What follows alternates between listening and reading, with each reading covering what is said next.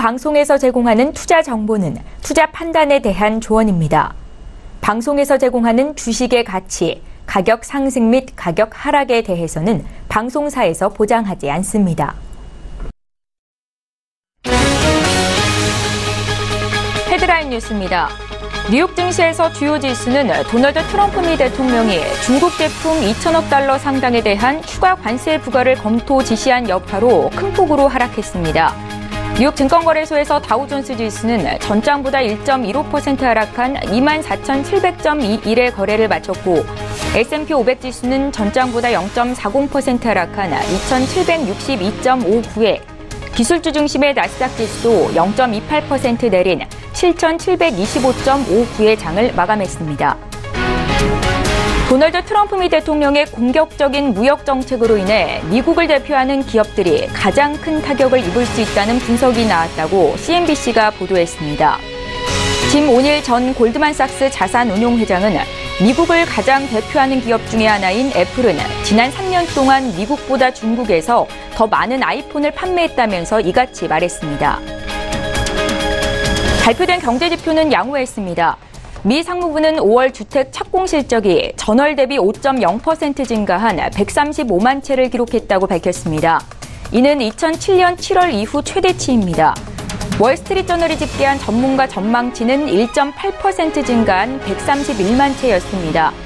다만 5월 주택 착공 허가 건수는 4.6% 감소한 130만 1000채를 보였습니다.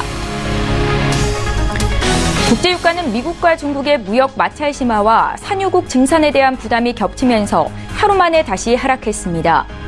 알렉산드로 노박 러시아 에너지부 장관은 오는 22일 산유국 회담에서 150만 배럴 증산을 제한할 것이라는 점을 재차 밝혔습니다. 뉴욕 상업거래소에서 7월물 서부 텍사스산 원유 가격은 배럴당 1.2% 하락한 65달러 7센트에 장을 마쳤습니다.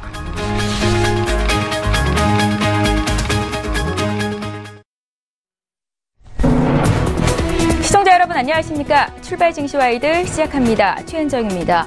간밤 미국 뉴욕 증시가 큰 폭으로 내렸습니다. 특히 다우존스 지수가 현재 6거래일 연속 하락세를 이어가고 있는데요. 연간 기준으로도 하락세로 전환이 됐습니다. 자, 미국과 중국의 무역 갈등이 격화하면서 말싸움에 그쳤던 이 싸움이 세계 무역 전쟁으로 현실화할 가능성에 대한 우려감이 커지고 있습니다. 특히나 무역과 관련한 기업들이죠. 보잉, 캐터필라의 주가가 3% 후반대까지 밀렸고 또 시가총액 상위 종목 1위 종목인 애플의 주가도 대중국 관세 유탄을 직격탄으로 맞을 것이다라는 분석으로 1.6%나 내렸습니다. 어제 국내 증시를 비롯한 아시아 증시가 일제히 급락세가 나타났었는데요. 향후 증시에 영향을 미칠 주요 이슈 분석 일부 시간에 도와드리도록 하겠습니다. 잠시 후 신승용의 시그널 라우 시간에는 외국인 투자자들의 팔다세로 경고등이 켜진 증시 앞으로 어떻게 대응 전략 짜가면 좋을지 알아보고요. 또 개인 투자자들의 비중이 높은 코스닥 지수가 코스피에 비해서도 낙폭이 클 때 역시 대응 전략 살펴보겠습니다. 또 라이브 이슈타임 시간에는 이 삼성 바이오로직스의 분식 회계권과 관련한 제재를 결정하는 증권선물위원회가 열리게 되는데 앞으로 어떻게 결정이 나게 될지 살펴보고요. 또 최근 5세대 이동통신 주파수 경매가 마무리된 상황에서 통신주에 대한 투자 의견까지 짚겠습니다. 자, 6월 20일 수요일 출중 일부 시간 지금 본격적으로 시작합니다.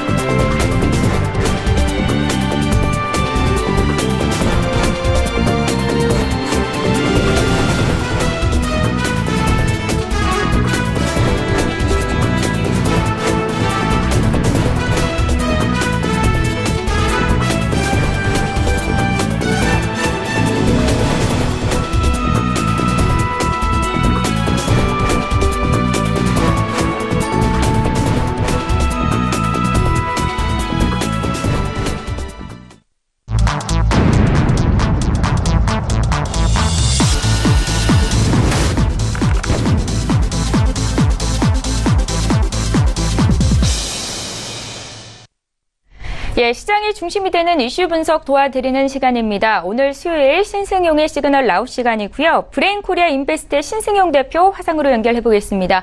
대표님 안녕하세요. 네, 안녕하십니까. 예, 반갑습니다.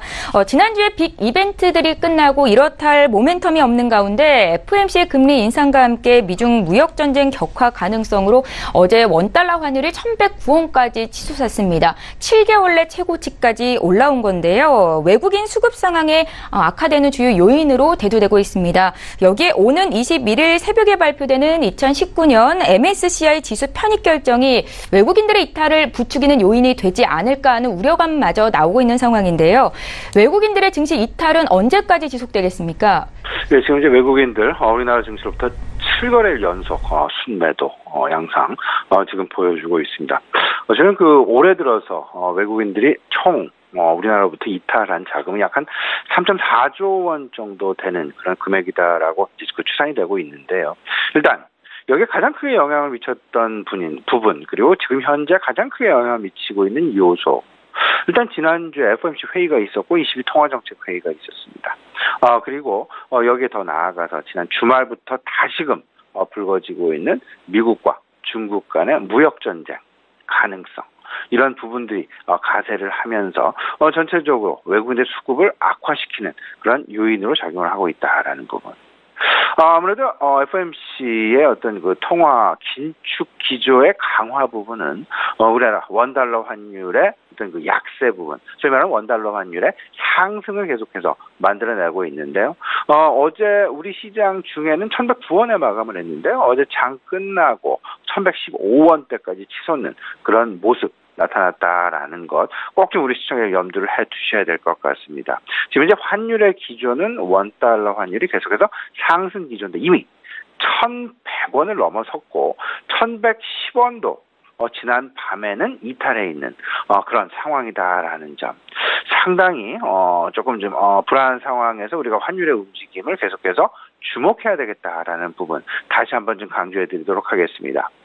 최근 전까지는 어찌 보면 가장 우리가 주목했었던 변수는 국제 유가의 변화였다라고 정리를 할 수 있을 것 같은데요. 최근 국제 유가의 변화, 일단 이번 주 주말이죠. 오펙 회의에서 앞서서 최현정 앵커 뉴스 브리핑에서 간단하게 말씀을 해주셨습니다만은 러시아에서 증산 계획 발표 다시 한번 재확인했다라는 측면에서 본다라면 아마도 감산 합의가 이제는 끝나가고 결국은 이제 증산 쪽으로 시장의 관심이 모아지는 그런 모습들. 그렇다면 국제유가의 하락 야기 너무나도 당연한 그런 부분이 아닐까라는 점. 그러면 결국은 우리 시장에는 그렇게 긍정적일 것은 분명히 아니다라는 것. 지금 현재 달러와의 강세라는 부분 한 가지 하고요. 미국과 중국 간의 무역전쟁 우려감이 더 커지게 되면서 외국인들의 이탈이 가속되고 있다라는 점. 근데 여기에 또 고민을 해야 될 부분이 한 가지가 더 있습니다. 지난 월요일 제가 스튜디오에 출연해서 다시 한번 말씀을 좀 해드린 부분이었는데요. 내일 새벽이죠. MSCI 국가별 편입 비중이 결정이 된다라는 점. 이게 물론 당장 일어나는 일은 아니겠습니다만은 내년도에부터 시작이 되는 새로운 MSCI 편입 비율이 결정된다라는 측면에서 본다라면 우리나라 외국 증권 지수의 지수 편입 비율 확대라는 부분이 있다라면 우리나라로부터의 어떤 외국인들의 이탈 가능성은 높아지지 않겠느냐. 우리나라 지금 MSCI에서 EM 지수 내 이머징 마켓 지수 내에서 우리나라의 비중은 15.36%가 되겠습니다. 이 속에서 이제 중국 A주의 편입 비율이 확대되고 그리고 지금 이제 거의 기정사실화 되어지는 것으로 받아들여지고 있는데요. 사우디아라비아의 타다울 지수, 사우디아라비아가 지수에 새롭게 편입이 된다라면 우리나라로부터 외국인들의 이탈 가능성은 한 6조 원에서 7조 원가량 추가적으로 나타나지 않겠느냐라는 우려감 부분. 앞서도 말씀을 드렸습니다만 당장은 분명히 아닐 수 있겠지만 내년도부터 그리고 이를 위해서 외국인들도 서서히 포트폴리오의 재조정에 들어갈 수 있다라는 부분까지 감안을 해본다라면 이미 뉴스를 통해서 알려지고 있습니다만 사우디아라비아의 타다울 지수 올해 들어서 벌써 15%나 상승하고 있는 그런 모습. 결국은 이런 부분들이 MSCI 이머징 마켓 지수의 편입에 대한 그런 기대감이 이미 사우디에서는 작용을 하고 있다라는 부분을 거꾸로 받아들일 수 있을 것 같고요. 거의 뭐 한 2% 내외의 신규 편입이 예상되고 있는데 이로부터 우리나라로부터는 결국 한 0.5%가량의 비중 축소가 나타나지 않겠느냐라는 부분 분명히 좀 생각을 해 놓으셔야 될 것 같습니다. 그런데 여기에 분명한 건 FOMC의 통화 긴축 분명히 신흥국 경기에 상당 부분 영향을 미칠 가능성이 높다. 부정적인 영향을 미칠 가능성이 높다라는 점. 그리고 최근 나타나고 있는 특히나 최근 들어 상당히 강한 모습을 분출하고 있는 달러화의 모습은 결국은 외국인 수급에 그다지 유리하게 작용을 하지는 않을 것이다라는 부분. 그러면 이렇게 생각을 하셔야 될 것 같습니다. 외국인들이 가장 먼저 팔 주식은 어떨 것인가, 어떤 주식일 것인가 생각을 해본다면 일단 당장은 팔기 쉬운 시가총액 대형주일 수 있겠습니다. 하지만 중장기적인 상황에서 생각을 해본다면 시가총액 대형주들은 그들 입장에서 언제든지 손쉽게 팔아치울 수 있는 그런 종목일 수 있다라는 면에서 생각을 해본다면 이런 부분들에 대한 어떤 그 악재의 영향은 코스피 시장에 이제 그 열거되어 있는 그런 시가총액 대형주들 유동성이 풍부한 그런 대형주 쪽보다는 오히려 코스닥에 편중되어 있는 코스닥에 들어있는 외국인 비중이 상대적으로 높은 기업들이 오히려 이런 어떤 그 외국인 수급 악화에 대한 제 1차적인 타겟일 수 있다라는 부분. 한번 이런 부분도 우리 시청자 여러분들 한번 참고해 주셨으면 어떨까 싶습니다. 예, 미국과 중국의 무역 전쟁이 격화하면서 중국 내 중간재 수출 비중이 높은 국내 코스닥 기업들 우려가 더 커지고 있습니다. 최근에 코스닥 지수는 6% 가까이 급락세에 최근 이틀간 나타났었는데요. 개인 투자자 비중이 높은 코스닥 상장 기업들은 어떤 투자 전략에 오를지 좀 봐주십시오. 예, 이렇게 좀 생각을 하셔야 될 것 같습니다. 그 코스닥 시장은 오히려 미국과 중국 간의 무역 전쟁 그리고 FOMC 금리 인상으로부터 상대적으로 좀 안전한 그런 주식이 아니었나라는 생각을 하신 분들도 계실 수 있겠습니다. 하지만 그 내용을 살펴보면요. 그 결과는 정반대입니다.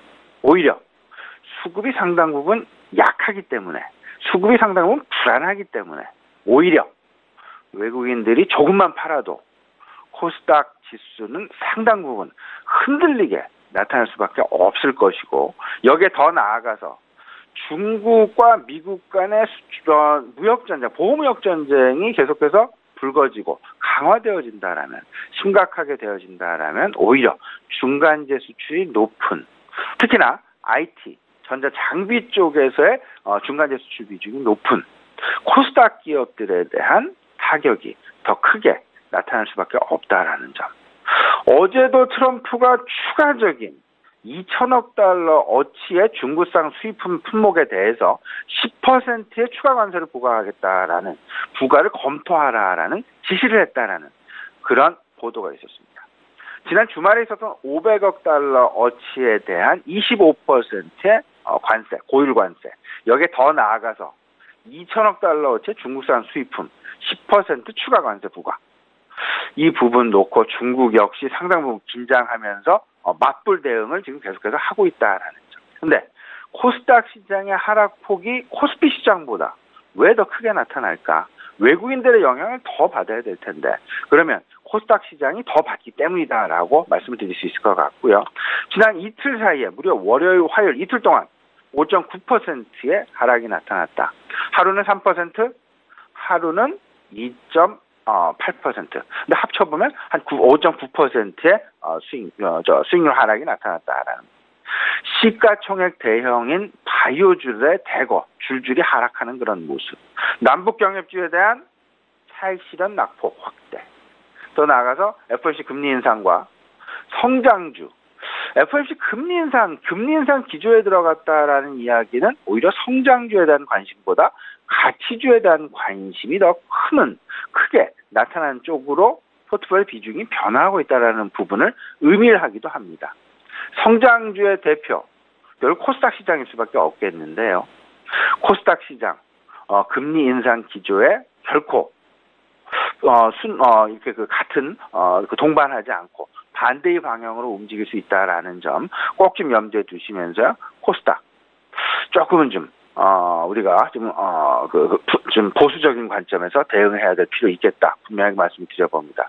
코스닥 내 IT, 화학, 기계 이들의 시총 비중이 무려 전체 코스닥의 31%나 됩니다. 그러다 보니까 코스피 시장보다 하락의 폭이 더 커질 수밖에 없는 그런 상황이고요. 또 한 가지, FOMC의 금리 인상 그리고 ECB 통화정책회의에서의 금리 인상 가능성 그리고 긴축 기조의 강화 이런 부분들로 인해서 최근 신흥국 시장과 선진국 시장 간의 디커플링이 심화되고 있는데 이에 대한 더 추가적인 영향은 코스피 시장보다 코스닥 시장이 받을 가능성이 있다. 그런데 한편으로는 정부의 지금 현재 문재인 대통령 정부의 어떤 코스닥 활성화 정책 결코 그냥 물러서지는 않을 것이다라는 기대감이 분명히 있습니다.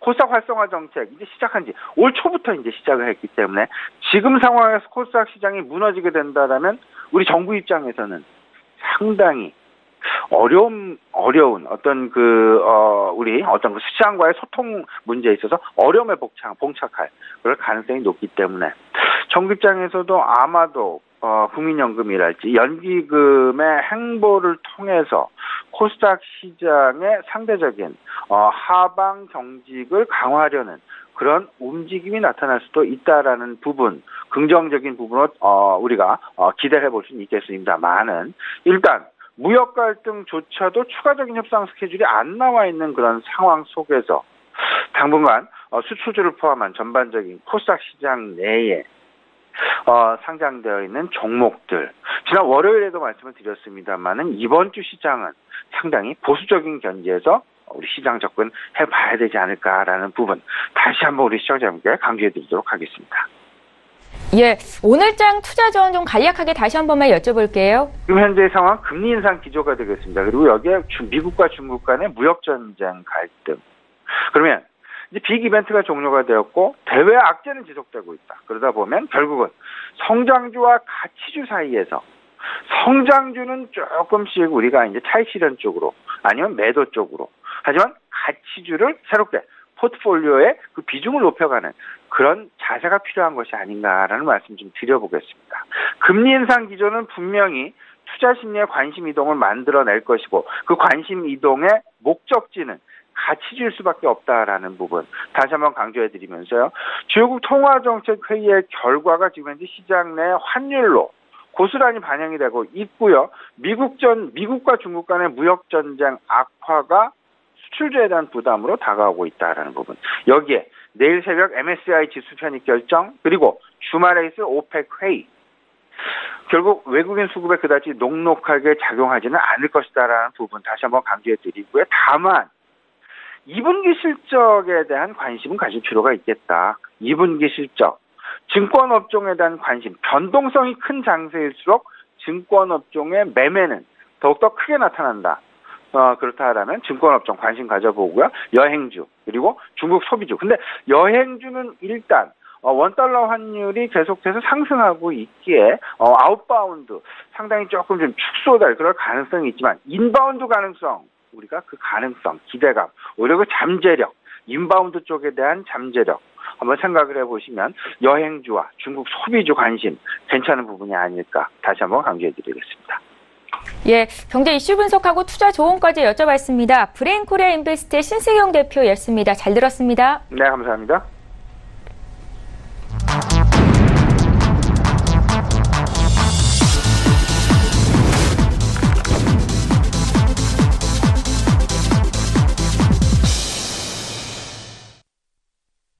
예, 이번에는 국내 시장 쟁점을 구체적으로 보겠습니다. 라이브 이슈타임 시간이고요. 오늘 한국투자증권 김권진 차장 화상으로 연결이 되어 있습니다. 차장님 안녕하세요. 네, 안녕하십니까. 예, 반갑습니다. 첫 번째 이슈부터 좀 보겠습니다. 삼성 바이오로직스의 분식 회계 건과 관련해 제재 수위를 결정하는 증권선물위원회 오늘 앞두고 있습니다. 어제 삼성 바이오로직스의 주가는 6% 이상 급락세가 있었는데요. 어제 바이오주 전반적인 급락에도 영향이 있었는데 앞으로 결과 어떨지 좀 봐주십시오. 네, 그렇습니다. 오늘 또 다시 한번 증선위에 대한 이런 회의 결과가 또 나올 것 같다라는 거 얘기를 해드리겠습니다. 물론 이게 최종적인 결론은 아니다라는 얘기를 해드리겠고요. 우선은 어떤 결론이 조금씩 도출이 되고는 있는 것 같다라는 거 얘기를 해드리겠습니다. 그렇지만 다시 이런 시점에 좀 얘기가 나오고 있습니다. 바로 삼성바이오로직스의 분식회계 심의를 원점에서 다시 시작할 수도 있다는 이런 얘기까지가 나오고 있다는 거 얘기를 해드리겠습니다. 어떻게 보면 이 불확실성이 다시 한번 좀 커지는 이런 이슈가 다시 만들어지고 있습니다. 사실은 시간이 가면서 이제는 마무리가 될 거다라고 생각하면서 증시에서 가장 싫어하는 이 불확실성이 없어질 것이다라는 얘기가 나왔던 게 사실이었습니다. 그런데 최근에 얘기가 다시 조금 바뀌고 있는 것 같다라는 거 얘기를 해드리겠습니다. 즉 새로운 위반 사항이 나오면 어떻게 보면 새롭게 시작하는 게 맞다라는 이런 이야기가 나오는 겁니다. 지금 이것은 이번 라인이 2015년 이전의 회계 처리에 대한 이런 문제 때문에 얘기가 다시 나오고 있는 것이다라고 얘기를 해드리겠고요. 이것을 다시 위반 사항으로 볼 건지 아닐지를 다시 한번 판단이 내려질 가능성이 높아지고 있다라고 얘기를 해드릴 수 있을 것 같습니다. 실제 이런 모습이 좀 강하게 나타나고 있다라고 이야기를 해주실 수 있을 것 같고요.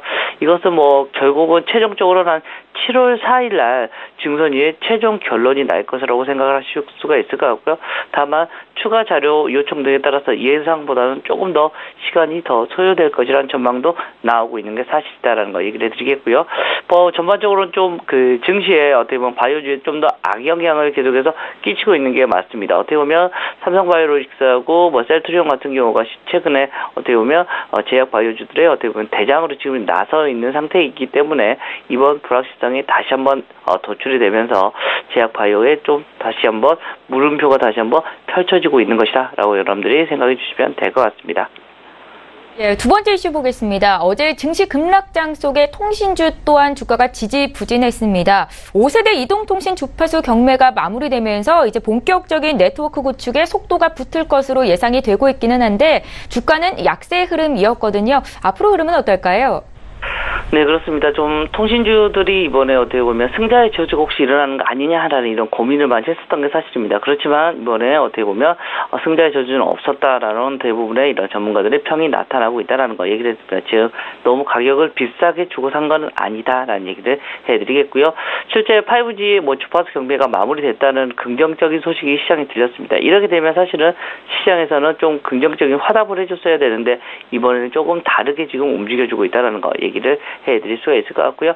가장 큰 원인은 뭐냐면 결국은 망 구축이나 대규모 장비 설비에 따른 이런 비용 확대에 대한 이런 우려감이 조금씩 커지기 때문에 어떻게 보면 실적이나 통신업체들의 실적과 주가의 실적이 조금 하락하는 것 때문에 어떻게 보면 주가의 발목을 잡은 거라고 생각해 줄 수 있을 것 같습니다. 그리고 최근에 시장의 흐름이 좀 그렇게 좋은 모양 분명히 아니다라는 얘기를 해드릴 수가 있을 것 같고요. 실제 이런 것은 좀 단기적 이슈일 가능성이 좀 크다라는 거 얘기를 해드리겠습니다. 어떻게 보면 하반기 때부터 5G의 그런 수익 기대가 점점 커지면서 통신주에 대한 이런 투자 매력이 다시 한번 높아질 가능성이 높다라는 얘기를 해드리겠습니다. 실제로 하반기에 5G 성장성 그리고 규제 완화 때문에 지금 계속해서 많이 묶여 있었는데 이번에 선거가 다 이미 마무리가 됐기 때문에 규제가 조금씩 완화가 될 수 있지 않나라는 얘기 그리고 유료 방송에 대한 이런 구조조정 수혜로 모멘텀이 예상이 되고 있다라는 얘기를 해드릴 수가 있을 것 같고요. 실제 이러한 모습이 앞으로 더 축축에 올라설 수가 있다는 거 얘기를 해드리겠습니다. 또 5G 주파수 경매를 통해서 통신사들은 어떻게 보면 LTE 시절보다 어떻게 보면 8배 이상 많은 주파수를 확보했습니다. 이제 본격적인 차세대 미디어 도입과 그리고 사물 인터넷 그리고 시대로 진입이 예상이 되면서 뭐가 늘어나겠습니까? 당연스럽게 트래픽이 증가될 수밖에 없다라는 얘기를 해드리겠습니다. 이렇게 되면 이 통신주들은 숫자가 많이 올라올 이런 모습이 나타날 수 있다는 거 얘기를 해드리겠고요. 또 5G 조기 투자가 되고 트래픽이 증가감이 되면서 뭐가 또 좋아지냐면 결국 네트워크 장비 관련된 주식들이 상당히 크게 수혜를 받을 수가 있다라는 얘기를 해드리겠고요. 여기에 이슈들이 좀 많이 나와야 된다라는 거 얘기를 해드리겠고요. 우리 같은 경우는 5G의 시대로 가는 게 바로 내년 3월로 지금 예정이 되어 있습니다. 전 세계는 내후년 3월이고 우리는 1년 정도 빠르게 시작이 된다는 것은 우리나라의 어떻게 보면 통신업체들한테 큰 기회가 오고 있는 것이다라고 생각을 해주시면 될 것 같고요. 대표적인 3사 통신 3사를 제외하면 어떻게 보면 그 장비주로서 KMW나 RFHIC 그리고 다산 네트워크스, 솔리드 같은 이런 주식들을 여러분들 좀 관심 있게 봐줄 필요가 있다라는 얘기를 드리겠습니다.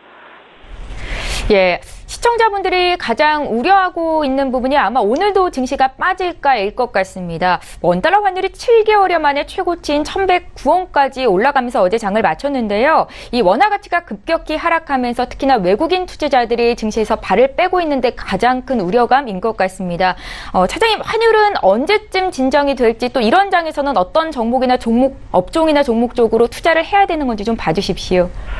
네, 그렇습니다. 환율이 좀 너무 급격하게 빠르게 움직이고 있습니다. 어떻게 보면 이번 무역 전쟁이나 어떻게 보면 FOMC의 이런 긴축 정책에 대한 얘기가 대부분 다 알고 있었던 내용이었습니다. 실제로 무역 전쟁 같은 경우는 우리가 한 달 전에 이미 한번 겪어봤던 이런 이슈였었고요.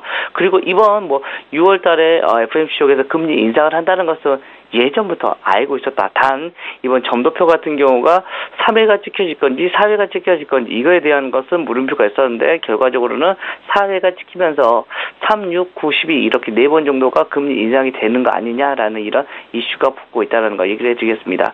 가장 큰 문제는 환율은 천천히 우리가 적응할 수 있을 정도로 움직여주면 큰 문제는 없습니다. 사실은. 그런데 최근의 변동성은 너무 급격하게 지금 현재 나타나고 있기 때문에 시장에서 좀 크게 지금 현재 영향을 받고 있는 것이다라고 생각을 해주시면 될 것 같습니다.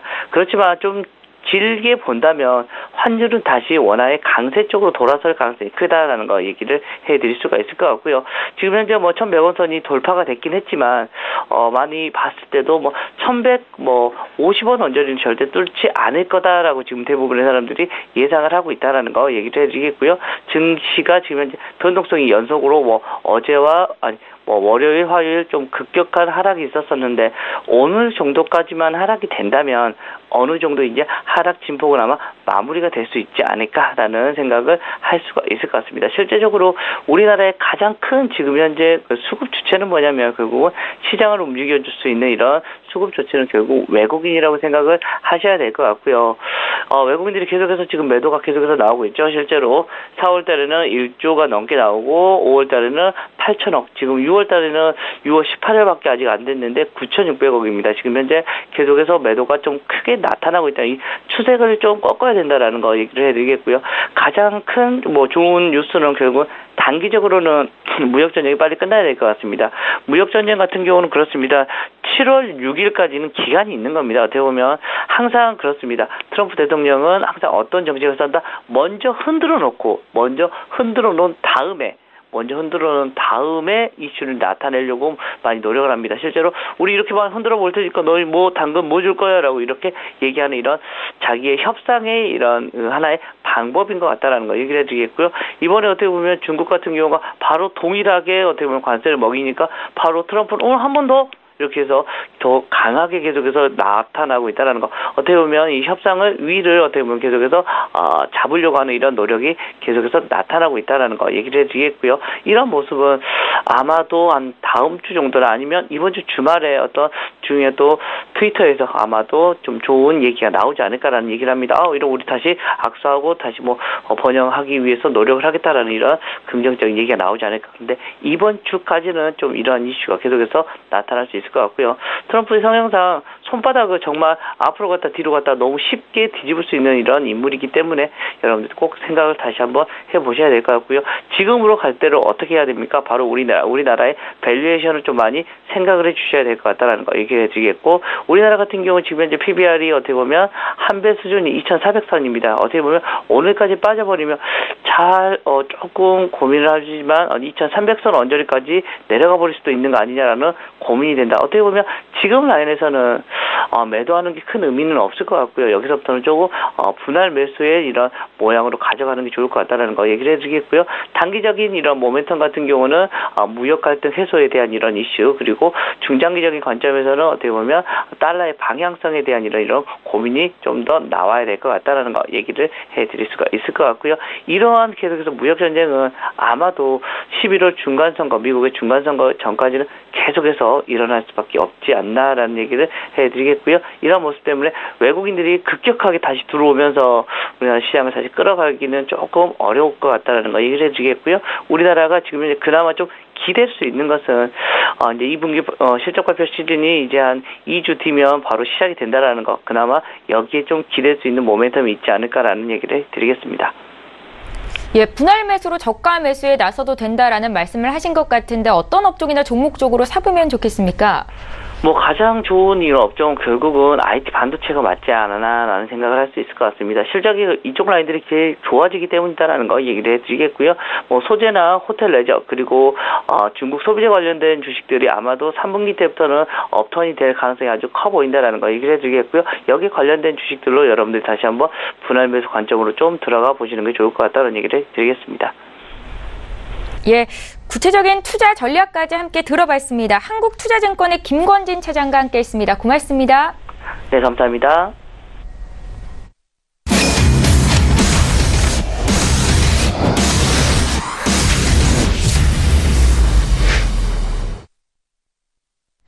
예, 이번에 국내외 선물시장 투자 전략 짜는 시간 갖겠습니다. 선재 트레이더의 선물 하이킥 시간이고요. 선재 트레이더 오늘 화상으로 연결해 보겠습니다. 안녕하세요. 네, 안녕하십니까. 반갑습니다. 예, 머리를 깔끔하게 자르셨군요. 오늘 국내 선물시장 투자 전략 어떻게 가져가면 좋겠습니까? 네, 우선 다들 이 자리에 주목하고 있으실 것 같은데요. 300지수 지지력 지켜낼 건가 굉장히 중요하게 보고 있습니다. 우선은 지금 5월 초 굉장히 혼조세를 띄었던 구간들이고, 그 다음에 이제 저가를 약간씩 낮춰놓으면서 추세는 이탈을 한 상태입니다. 하지만 매물대가 강하기 때문에, 그리고 상징적인 자리이기도 하죠. 물론 흐름들은 지속적으로 오전 중에 같은 패턴으로 지속적으로 무너지기 시작을 했었습니다. 1%에서 1.5% 내외의 반등을 주다가 걔네들이 못 지키게 되면 오전부터 다시 무너지는 모습들. 그래서 저희도 이 기준으로 계속적으로 보고 있고요. 그 다음에 우선은 여기서의 관점이 무너지면 중간에서는 혼조세, 그 다음에 최종 이 구간들 지켜내는지가 굉장히 시장에서는 중요할 거다.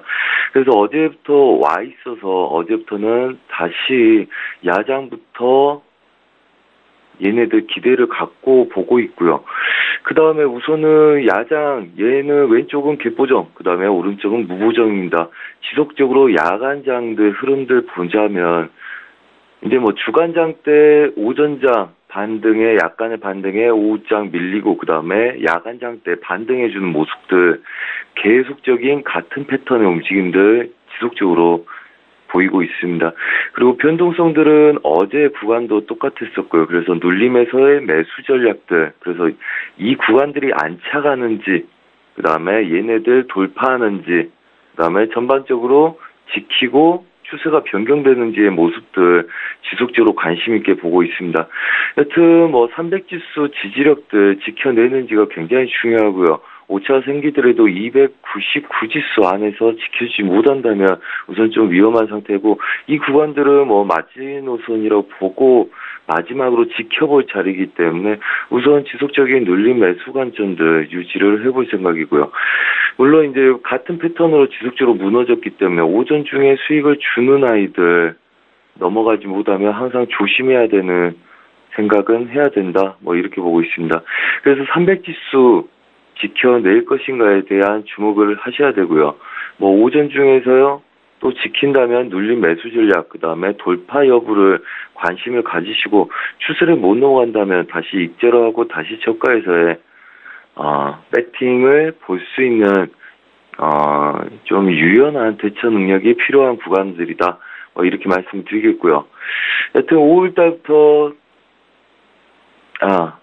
그렇죠. 5월달부터 지켜냈던 이 300지수들 여전히 지켜내는지 관심을 가지면서 배팅을 하시라 이렇게 말씀을 드리겠습니다. 이상입니다. 예, 국내 선물시장 투자 전략부터 여쭤봤고요. 이번에 해외 쪽도 함께 봐주십시오. 네, 우선은 달러 인덱스는 지속적으로 혼조세를 띄고 있습니다.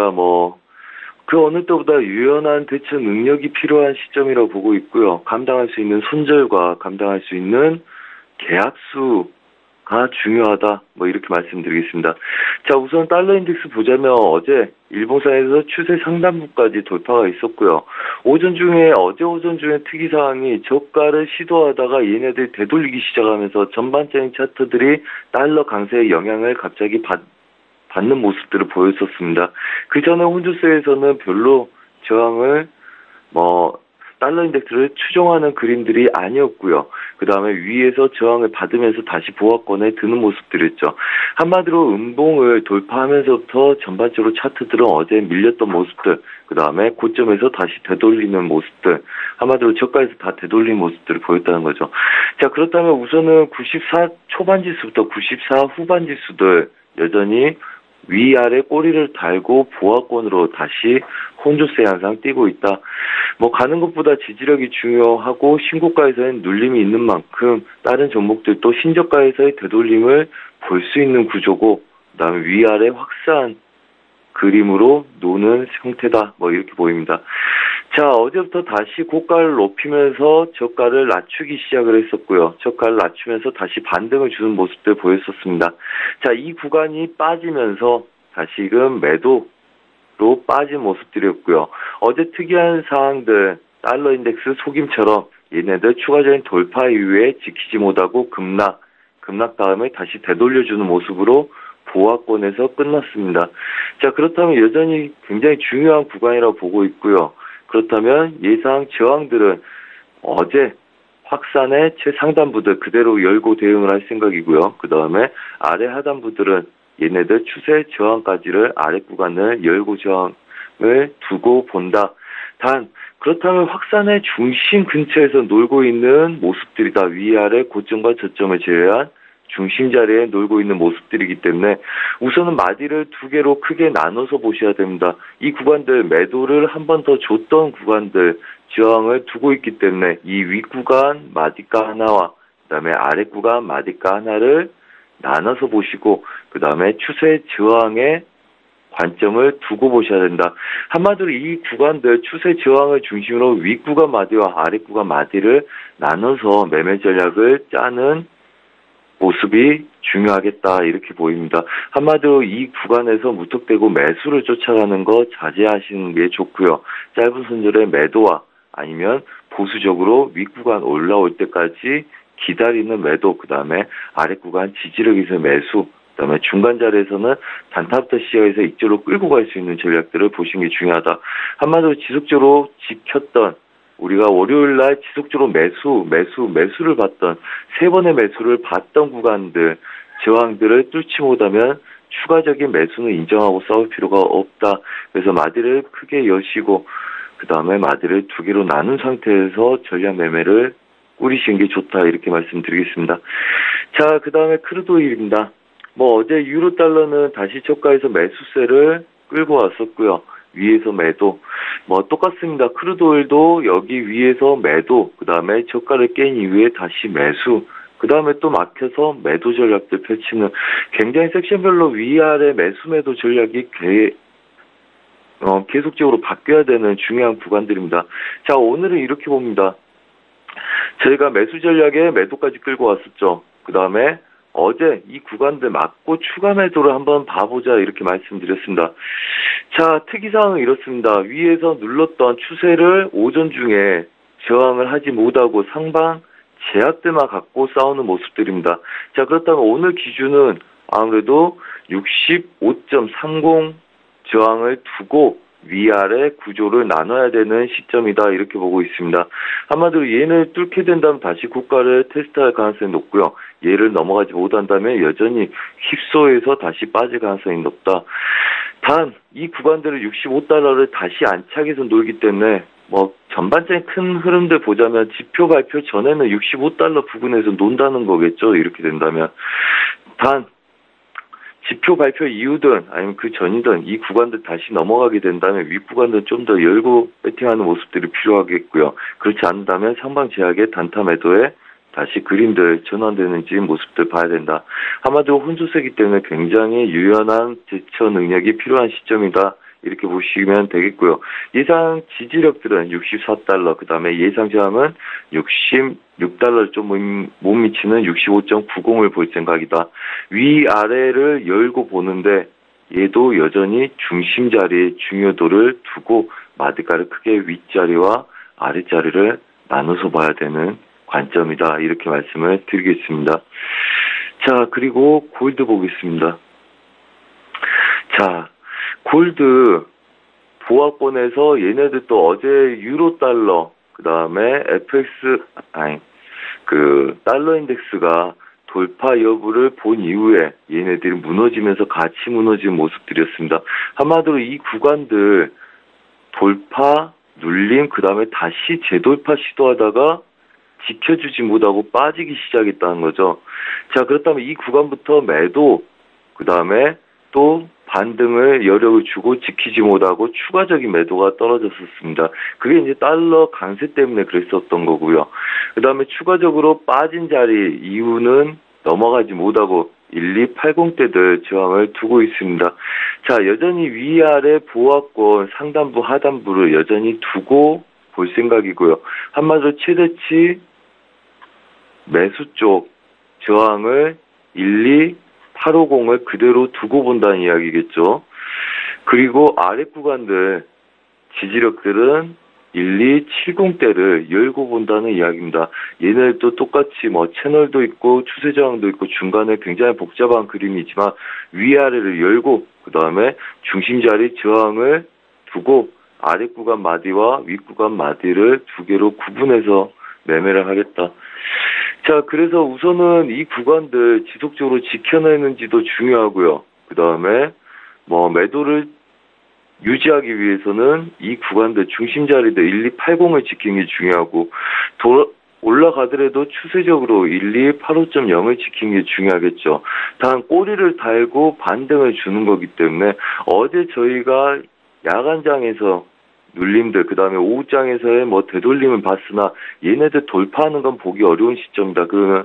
그렇다면 실제적으로 이 구간에서 짧은 보합권의 윗 구간들 마디도 여러 개로 나눠야 되기 때문에 굉장히 작은 계약수로 유연성 있는 대처를 하는 게 중요하겠고요.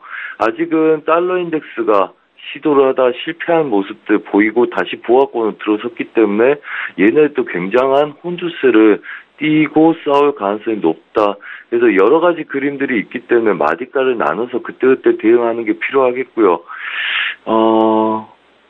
그래서 뭐 다시 한번 강조하자면 작은 계약수로 본인이 감당할 수 있는 계약수와 그 다음에 감당할 수 있는 손절로 그때그때 대응을 하시고 그 다음에 수익이 난다면 그걸 익절을 잡고 끝까지 홀딩해 나가는 전략들이 필요하다. 그리고 어제도 저희가 아침 시황들 말씀드리고 나서 지속적으로 섹션별로 전략을 바꿔내서 저희가 수익을 잘 내고 있는 상태입니다. 한마디로 섹션별로 전략들이 바꿔간다는 거죠. 그림이 바뀐다는 겁니다. 그래서 큰 틀은 그대로 두시되 각각의 자리에서 섹션별로 여러분들이 방향성을 다시 한번 재차 확인하면서 매매해야 될 시점이기 때문에 좀 어렵겠지만 중요한 자리들 기다리고 짧은 손절로 길게 익절을 끌고 가는 전략들 세워나가시기 바랍니다. 이상입니다. 예, 예상 저항과 지지 구간까지 구체적인 수치 말씀해 주셨습니다. 해외 선물시장 투자 전략까지 여쭤봤고요. 선재 트레이더와 함께했습니다. 고맙습니다. 네, 감사합니다.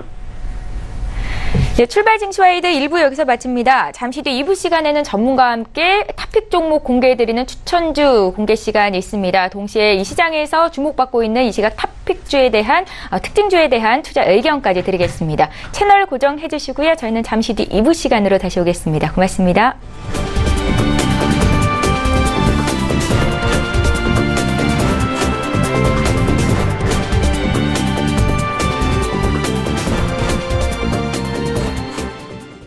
본 방송에서 제공하는 투자 정보는 투자 판단에 대한 조언입니다. 방송에서 제공하는 주식의 가치, 가격 상승 및 가격 하락에 대해서는 방송사에서 보장하지 않습니다.